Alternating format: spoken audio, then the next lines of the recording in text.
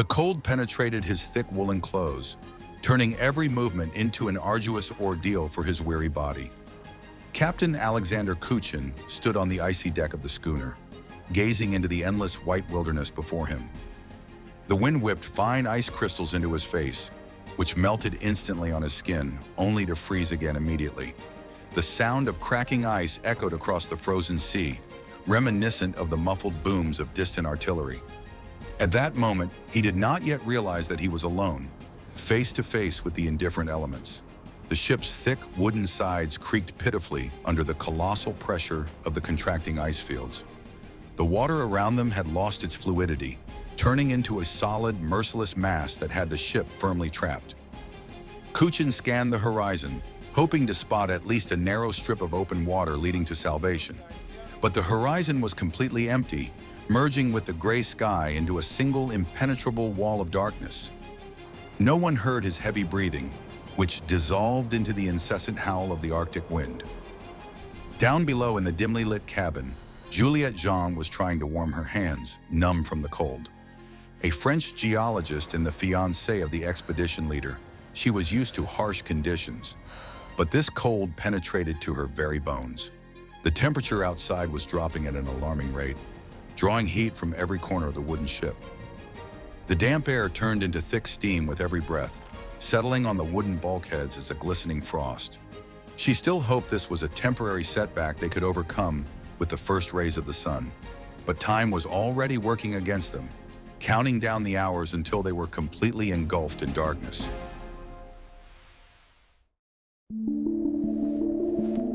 Vladimir Rusanov sat poring over the spread-out charts of the Kara Sea, illuminated by the dim flame of a kerosene lamp. His face had grown gaunt, and his eyes betrayed the heavy fatigue of a man bearing responsibility for the lives of others.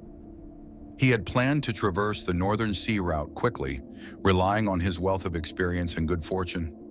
At first, the delay had seemed due to the early onset of winter, but now reality was taking on a frightening shape. He began to realize that help would not come, because no one in the world knew their exact coordinates. The world around them consisted solely of shades of white and gray, devoid of the slightest sign of life. Endless ice hummocks piled up on top of one another, forming impassable labyrinths around the helpless schooner. The silence between gusts of wind was so profound that his ears began to ring with tension. The most terrifying thing was not the physical pain of the cold, but precisely this dead, endless silence. It weighed on their minds more heavily than the ice pressed against the oak frames of the stranded ship. The crew was still operating on autopilot, performing their usual duties and maintaining a fragile order on board. The sailors cleared snow from the deck and checked the rigging as if the ship were preparing for an imminent departure. They continued to talk of rescue, but with each passing day they believed their own words less and less. Panic spread faster than the cold, seeping into people's minds through the slightest doubts and fears. Some already understood how this would end, but no one wanted to speak the terrible words aloud. The men looked at one another and saw the fear that could not be hidden behind bravado. They were separated not only by the icy desert beyond the ship's side, but also by a growing inner doubt. This was the first day of their true ordeal, for which it was impossible to prepare in advance. Nature made no distinction between experienced polar explorers and ordinary sailors hired for hard labor. It was in no hurry to kill them, preferring to slowly drain their life force. The cold united them during the day while they worked and cruelly separated them at night in their frozen bunks. Everyone understood that the coal and meager supplies in the holds were certainly not endless. From that moment on, time became their chief and most ruthless enemy. The icy prison closed around the ship in a tight ring, cutting off all routes of retreat. The world continued to live its life far to the south, but for them, time had stopped forever. The horizon was empty, and every crew member felt this terrifying emptiness with their very being. There was no way back, and only the long polar night lay ahead of them. On that day, the countdown to their final months on the surface of the frozen ocean began. The ship was no longer moving, reduced to a wooden speck against the backdrop of an endless white expanse. The final blast of the horn merged with the sound of the wind, going unanswered in the desolate vastness of the Arctic. They did not yet know how many days they would have to spend in this absolute isolation. At that moment, they had no idea of the scale of the catastrophe looming over them. They did not know it yet, but at that very second, they ceased to be explorers and became survivors. The summer of 1912 on the Svalbard archipelago turned out to be surprisingly clear and full of deceptive hopes.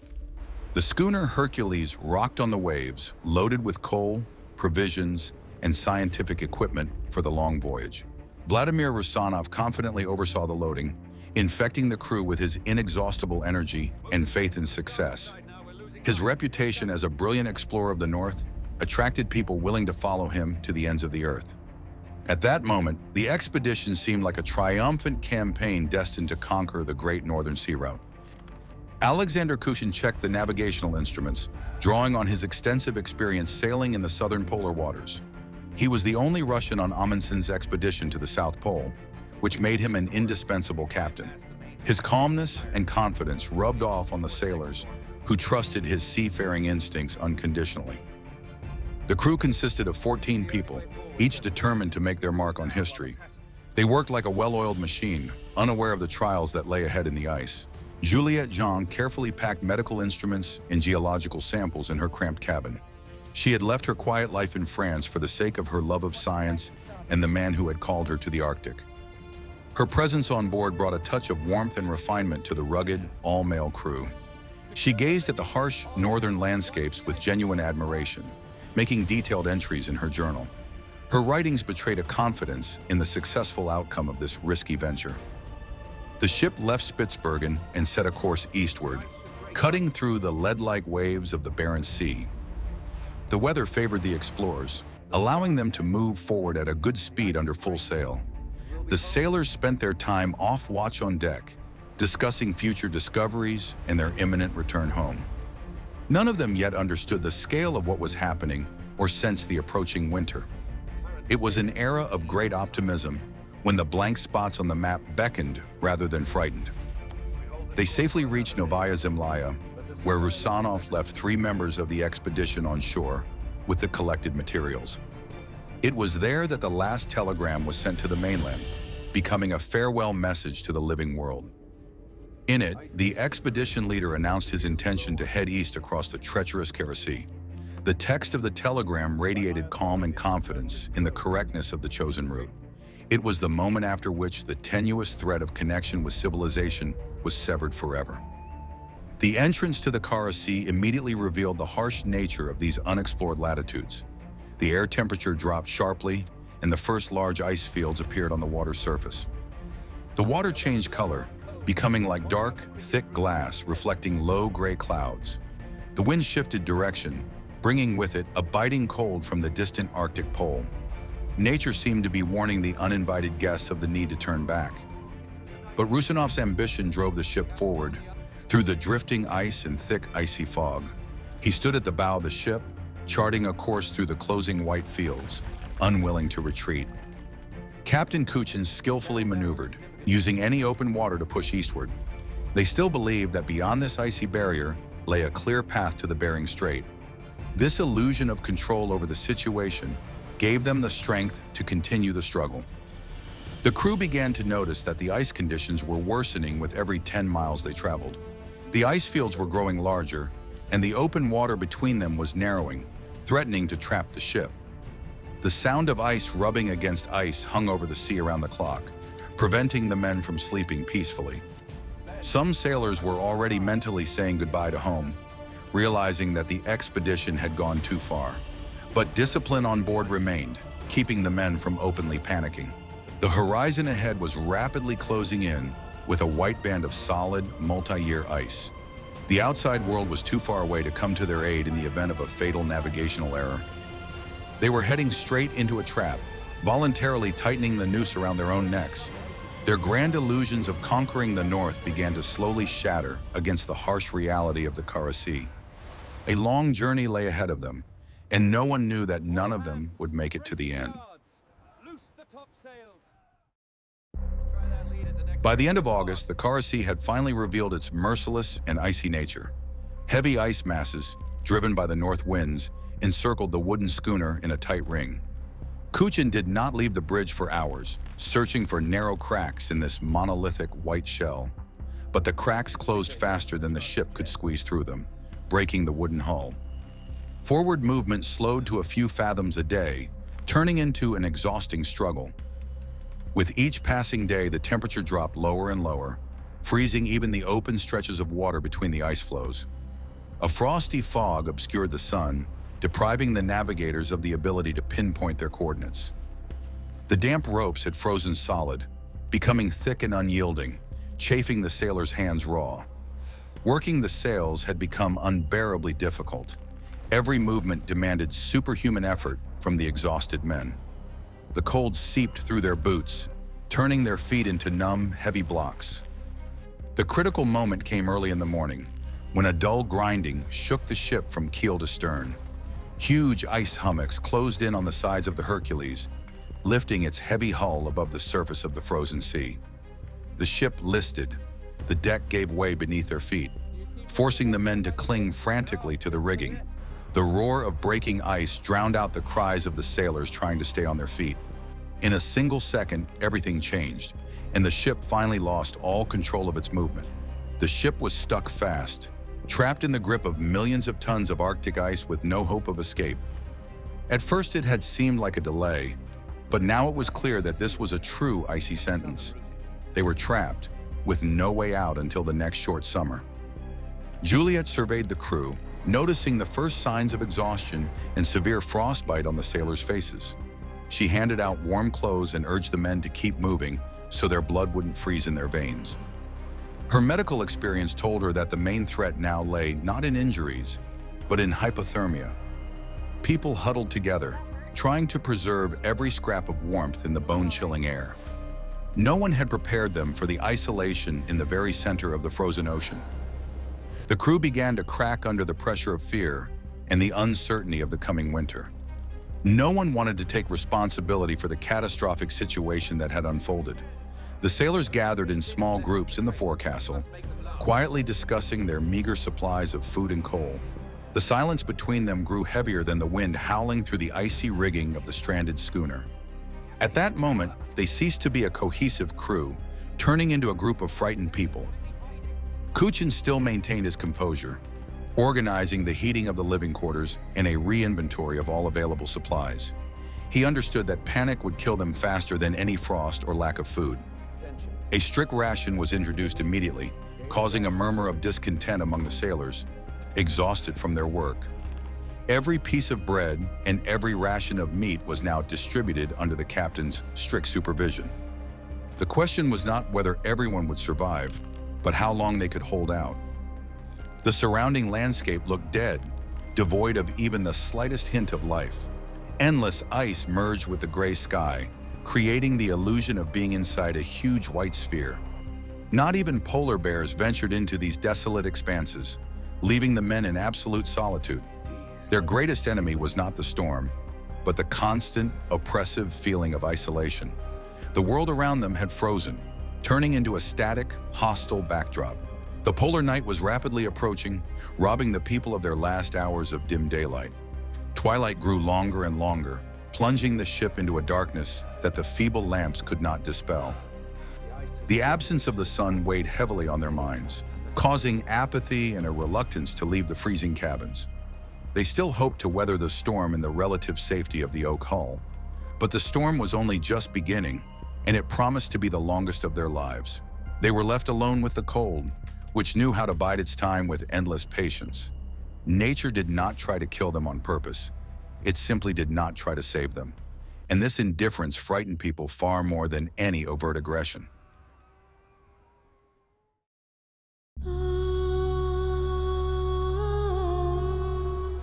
The onset of the full polar night erased the boundaries between day and night, turning time into an endless black stretch.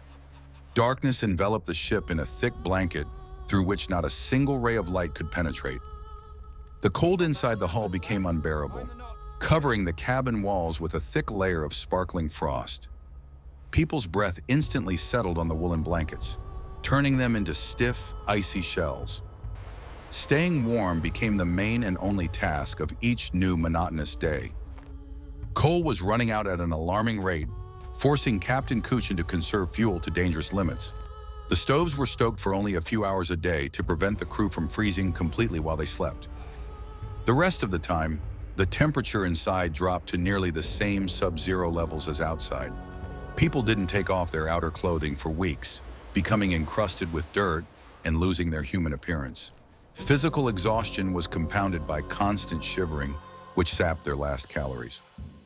Scurvy, the constant companion of long winters, began its silent and destructive work in the sailors' bodies. Juliet watched in horror as people's gums began to bleed and their teeth became loose. Their muscles lost their firmness, becoming covered with dark spots of subcutaneous hemorrhages. She gave the sick the last of the lemon juice, but these supplies were critically low. The disease slowly sapped their strength, turning strong men into frail, weak old men. Their diet consisted of salted meat and hardtack, which had to be soaked in melted snow. A hot meal became a rare treat that people dreamed of during long, sleepless nights. Hunger constantly reminded them of itself with a gnawing pain in the stomach, forcing the brain to think only of food. Some were already calculating in their minds which of their comrades would become the weakest link in this chain. Shared meals took place in oppressive silence, broken only by the clatter of spoons against metal bowls. The psychological tension in the confined space had reached its maximum, critical limit. Petty quarrels flared up over any careless word or accidental glance in the cramped quarters. Rusanov tried to maintain a semblance of scientific work, but his enthusiasm crashed against a wall of apathy. People began to conserve their words as carefully as they conserved food and precious heat. The most dangerous enemy was the mistrust that had taken root in the minds of the exhausted crew. The sounds of cracking ice kept the crew in a constant state of nervous, exhausting tension. The hull of the Hercules groaned and creaked like a living creature, unable to withstand unbearable torture. Every loud crack made the men flinch, expecting the ice to pierce the hull at any moment. Sleep became shallow and fitful, failing to bring the weary bodies the rest they craved. They did not know if they would survive the night or if the ship would be crushed before dawn. Their weakness had reached such a point that going out onto the upper deck for snow required an enormous effort of will. The wind knocked them off their feet, and the frost burned their lungs with every deep, labored breath. The men's faces were frostbitten, covered with deep cracks and sores that would not heal in the cold. Some began to suffer from visual hallucinations, seeing non-existent lights in the impenetrable darkness. Their minds were failing, unable to cope with the prolonged exposure to extreme stress and isolation. They continued to talk about spring and salvation, but they believed in their own illusions less and less. With each passing day, hope grew fainter, dissolving into the frosty air above the ship. No one wanted to say it out loud, but everyone understood that the situation was spiraling out of control. It was a process of slow, irreversible destruction that could not be stopped. Nature was methodically and mercilessly sapping their physical and mental reserves. Sometimes one of the sailors would start talking to himself out loud, just to hear a human voice. This eerie habit frightened the others, reminding them of the fragility of the human mind in the harsh conditions of the North. They stared into the void before them, lost in their heavy, joyless thoughts. The world went on, but for them, time had stopped in this icy hell of the Kara Sea. They no longer counted the days they had lived. They counted the remaining, faint chances of salvation. Kuchin understood that if they stayed on the ship for another winter, every last one of them would perish. The ship, which was supposed to be their reliable home, had turned into a slowly freezing tomb. A radical decision had to be made while the men still had even a shred of strength left to move. They still acted as a crew, but thought like prisoners doomed to die. The end of the polar night was to bring not only light, but also the hardest choice of their lives.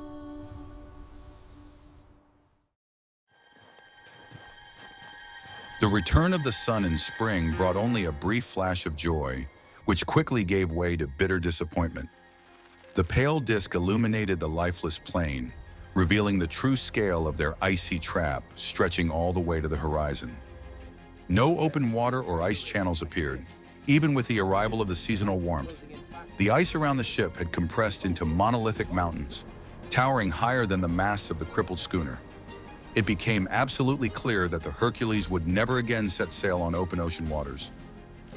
The ship's hull had sustained irreparable damage during the long winter of ice compression and shifts. The bulkheads had burst, and water constantly accumulated in the hold, requiring continuous pumping with hand pumps. The men were too exhausted to battle the incoming icy water around the clock. The ship was dying beneath them, emitting death throes with every shift in the wind. It was the realization that their only refuge was about to vanish into the dark abyss. Rusanov and Kuchin made the only possible decision, though one that was incredibly terrifying at its core. Staying on board meant certain death. They had to leave on foot, walking south across the drifting ice. This decision shook the crew, for abandoning the ship violated all unwritten maritime laws. But panic had already given way to the grim resolve of men driven into a corner by circumstances. There was no turning back. They had to gather their remaining strength for a decisive push. The agonizing preparations for the trek began, demanding every ounce of their remaining physical strength. They loaded the meager remnants of hardtack, canned food, warm clothing, and rifles with ammunition onto homemade sleds. Every extra gram of weight was perceived as a potential threat to survival on the endless journey. Juliet selected only the most essential medicines, leaving the heavy instruments on the doomed ship. They began to conserve their words as strictly as they conserved their meager food supplies. The day they left the ship was cloudy and windy, as if nature were bidding them farewell without a hint of regret. They looked one last time at the masts of the Hercules, which had been both their home and their prison. At that moment, they ceased to be sailors once and for all and became land-bound wanderers. The horizon was empty, and they knew it as they set out on their journey into the absolute unknown. The first few hours of their journey across the ridged ice revealed the full gravity of the desperate decision they had made. The sleds got stuck in crevasses, overturned on sharp ice ridges, requiring constant lifting. The men harnessed themselves to the straps, rubbing their shoulders raw through the thick fabric of their outer garments. Every step came with incredible effort, making their lungs burn from the freezing air. They were not afraid of dying from exhaustion. They were afraid of being left lying on this ice never to be found. By evening on the first day, they had covered only a few pitiful miles, moving a negligible distance away from the ship. They set up camp in silence, pitching canvas tents directly on the frozen, uneven ice. The cold seeped up from below, keeping them awake and forcing them to toss and turn constantly on the hard ground. In the morning, their muscles ached so badly that every movement was accompanied by a muffled groan through clenched teeth. None of them yet understood the scale of the ordeal that was only just beginning to unfold. The hope of encountering fishing vessels off the coast faded with each day of agonizing progress. The endless fields of ice showed no signs of breaking up, remaining as solid as concrete. The surrounding emptiness weighed heavily on their minds, triggering bouts of despair even in the most resilient among them. They looked at one another and saw the reflection of their own doom in sunken, lifeless eyes. Help might come, or it might not, but they could count only on themselves. Contact with the rest of the world had been lost long ago, and they understood that no one was looking for them at these coordinates. Rescue expeditions, if there were any, were surveying completely different, more southerly areas of the sea. The world continued to live its bustling life, having forgotten about the handful of explorers trapped in the ice. The most terrifying thing was the realization of their utter insignificance in the face of the boundless North. At that moment, everything depended solely on their will to take the next difficult step forward. The loss of hope did not happen in an instant. It drained from them drop by drop with every kilometer of the journey. When they realized that the mainland was too far away, their emotional core suffered its first serious crack. They kept going because stopping under these conditions would mean a swift and inevitable death. It was a turning point after which the instinct for self-preservation supplanted all other human feelings. They moved forward, but their souls had already begun to be covered by a thin layer of eternal ice.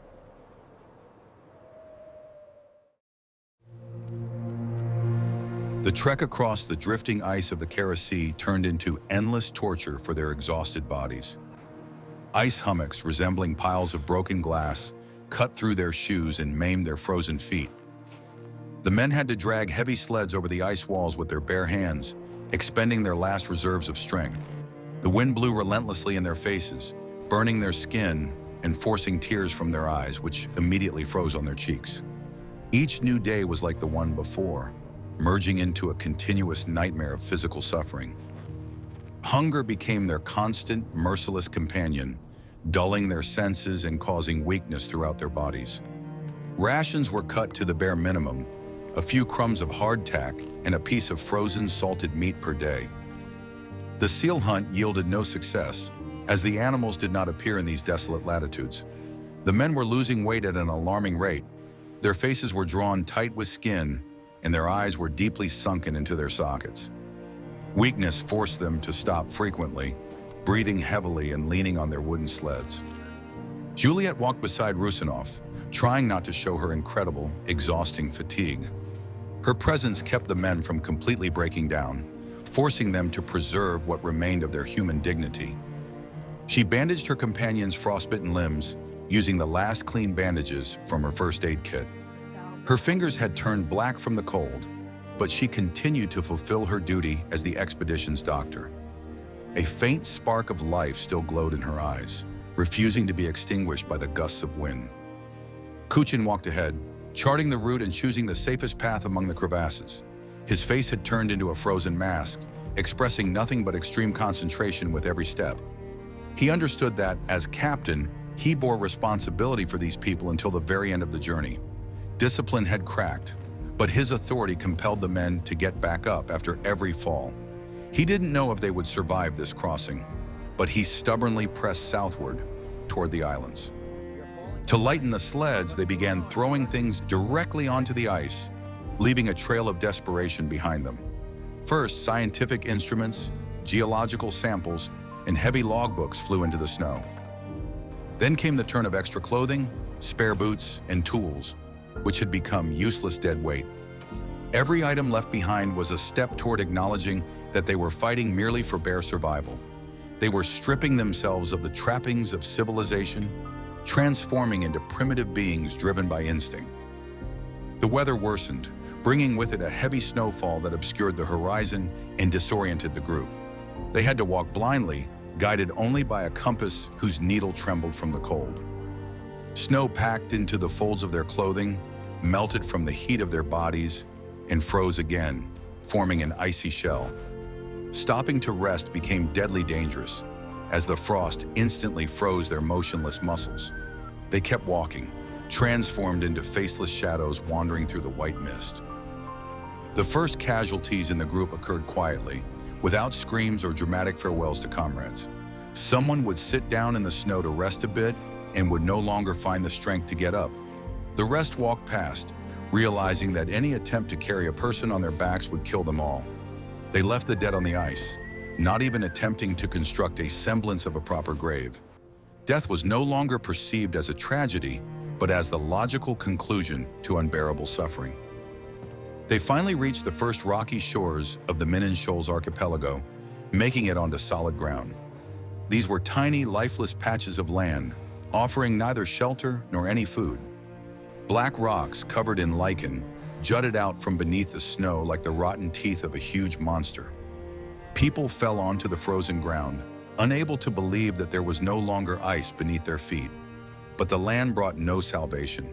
It merely changed the setting of their slow demise. The group split up naturally, as the weakest could no longer move further along the coast. Those who remained alive began setting up makeshift camps on the islands, trying to wait out the storm. They burned blubber if they could find any, to warm their numb hands even a little. Conversation ceased entirely, giving way to the heavy silence of exhausted, dying people. Everyone understood that these rocky islands would be their final refuge in this world.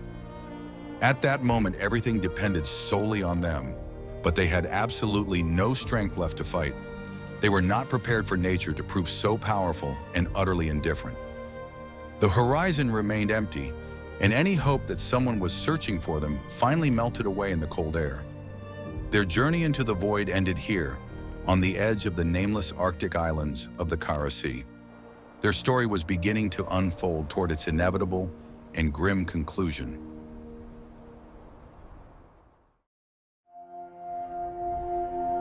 The camps on the islands were a pitiful sight of broken people awaiting their end. Torn tents flapped in the wind, offering no protection from the biting Arctic cold. People lay inside, huddled together, trying to preserve the last remnants of their fading warmth. Fires were lit less and less frequently, as there was no strength left to search for driftwood washed ashore. The silence on the islands was broken only by the howling wind and rare, raspy coughing fits. Vladimir Rusanov, a man of immense vitality, was slowly and painfully fading away before his comrades' eyes. His powerful body had fought scurvy and exhaustion longer than the others, but even he was losing ground.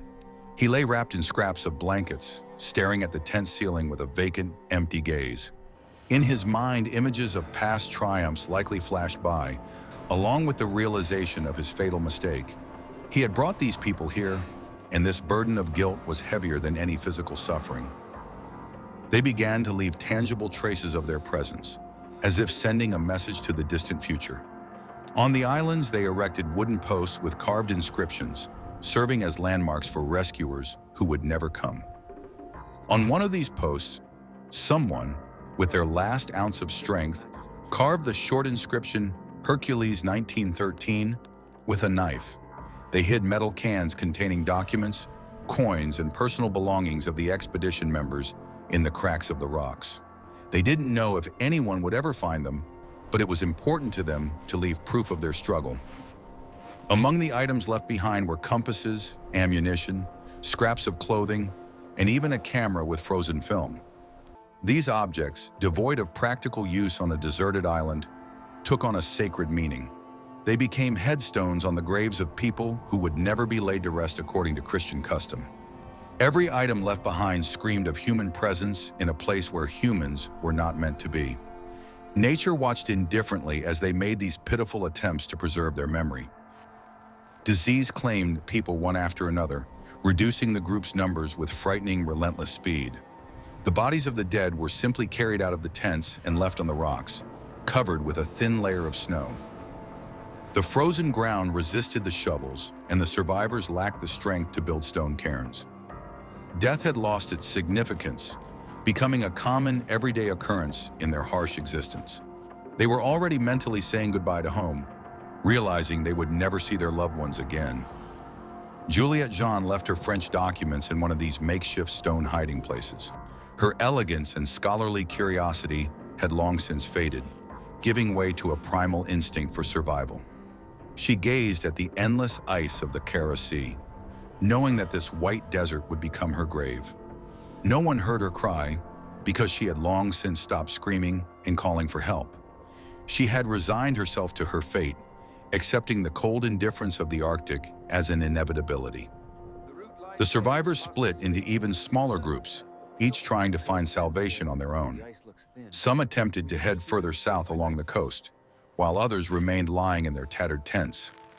This fragmentation marked the final act of the tragedy as the community finally disintegrated into isolated individuals. Each survived alone, unable and unwilling to care for their dying companions.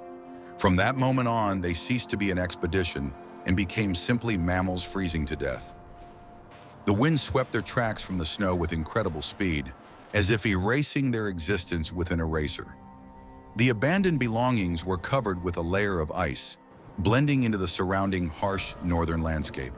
The Arctic methodically and mercilessly swallowed up the remnants of human presence on its shores. They still hoped that someone was searching for them, but rescue expeditions would not pass through here for many years to come. The most dangerous thing was not the lack of food, but that icy despair that penetrated to the very soul. They fell asleep in a cold delirium, and that sleep smoothly flowed into eternal, unbreakable death. The traces they left behind became silent witnesses to the greatest tragedy of Russian polar exploration. Their belongings lay beneath the snow, waiting for their moment to tell a story of courage and unimaginable pain. The story had already begun to unfold, shifting from reality into the realm of a grim legend. No one knew which of them was the last to remain on these windswept islands. They vanished, leaving behind only a few scraps of fabric and a word carved into a tree.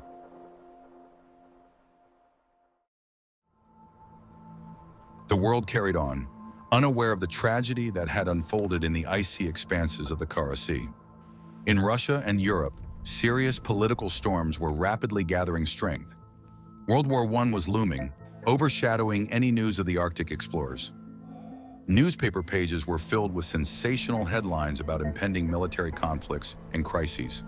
The fate of a small research vessel seemed utterly insignificant against the backdrop of global historical upheavals. People in warm cities were preparing for their own, no less terrifying life trials. Public attention shifted to more pressing and immediate problems of national scale. The polar explorers were left alone with their merciless fate in the ice. Only a few enthusiasts continued to follow the news from the distant and cold north. Communication with the ship had been cut off as early as the fall of 1912. After passing Matachkin Shar, the crew did not send a single radio signal to the mainland. This long, ominous silence became the first sure harbinger of the catastrophe looming over the explorers.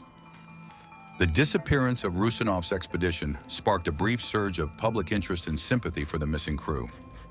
The government allocated the necessary funds, and large-scale rescue operations were immediately organized. Several sturdy ships thoroughly combed the icy waters off the coasts of Novaya Zemlya and Spitsbergen. The renowned Norwegian navigator Otto Sverdrup personally participated in the search for traces of the missing Russian crew.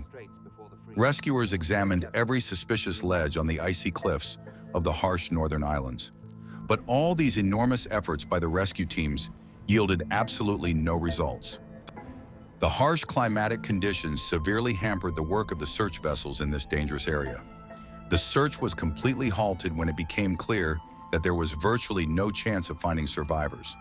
Experts acknowledged that the human body is incapable of withstanding such a prolonged stay in the ice. The food supplies on board were calculated for a maximum of 1 year of autonomous sailing. Without replenishment, the crew would inevitably have faced severe starvation and deadly scurvy. The authorities regretfully declared the explorers dead under unexplained tragic circumstances. Juliette Jean was a talented geologist and the fiancée of the expedition leader himself. She traded a comfortable life in France for dangerous research in the icy Russian archipelagos. Alexander Kushin had vast experience working with Roald Amundsen himself in distant Antarctica. But even his outstanding navigational skills could not save the ship from a fatal mistake.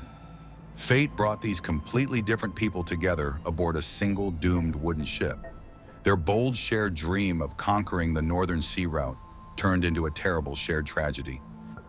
It was not until the 1930s that Soviet hydrographers stumbled upon those very traces. This occurred during a routine topographic survey of very remote Arctic territories. On the unnamed islands of the Minin Shoals, they found a wooden post with the inscription Hercules 1913 carved into it. This incredible discovery came as a bolt from the blue, reviving interest in the long-forgotten expedition. Scientists immediately realized they had stumbled upon the key to a mystery that had plagued historians for more than 2 decades. The site where the life-saving pole was found was immediately named Hercules Island in honor of the missing ship. Soon, the search team moved to the neighboring small rocky island of Popov-Chukchin. It was there, under the rocks, that items were discovered, carefully sheltered from the snow and wind by the dying people. A watch, a broken compass, hunting cartridges, and Juliette Jean's personal documents lay completely untouched. It seemed as though time had mercilessly stopped here forever at the moment of the weary traveler's demise. The preservation of these fragile items in the harsh polar winter seemed like a true miracle. Nearby lay the remains of decayed clothing and homemade items crafted from simple materials at hand. Rescuers carefully collected every small detail, trying to piece together what had happened. Among the unique finds were silver coins and cutlery bearing the crew members' initials. They even found scraps of old French newspapers that Juliette had taken with her on the journey. These items made it absolutely clear that the people had abandoned their ship in great haste. They took only the bare essentials for a trek across the endless ice of the Kara Sea. But this heavy load quickly became an unbearable burden for the travelers, exhausted by cold and hunger. Bones lay white against the backdrop of black rocks, blending completely with the surrounding harsh, lifeless landscape. They remained lying on this cold earth, forever becoming an inseparable and deeply sorrowful part of it. The cold wilderness embraced them, turning them into a monument to human stubbornness and recklessness. The endless expanses of the Kara Sea, which they had so desperately sought to conquer, became their vast grave. There were no crosses or farewell eulogies over these makeshift graves. Only the constant howling of the polar blizzard served as endless funeral music for the brave explorers who perished. The items found by Soviet hydrographers on the Arctic islands are now carefully preserved in various historical museums. They rest completely safe behind the thick glass of display cases in warm, well-lit halls. Every day, tour guides tell new groups of tourists about the tragic fate of the Russian polar romantics. An old compass and a broken pocket watch have become silent symbols of immense courage in the face of certain death. The memory of these brave people lives on, despite decades of icy oblivion. Visitors gaze at these artifacts, trying to imagine the scale of the suffering these people endured.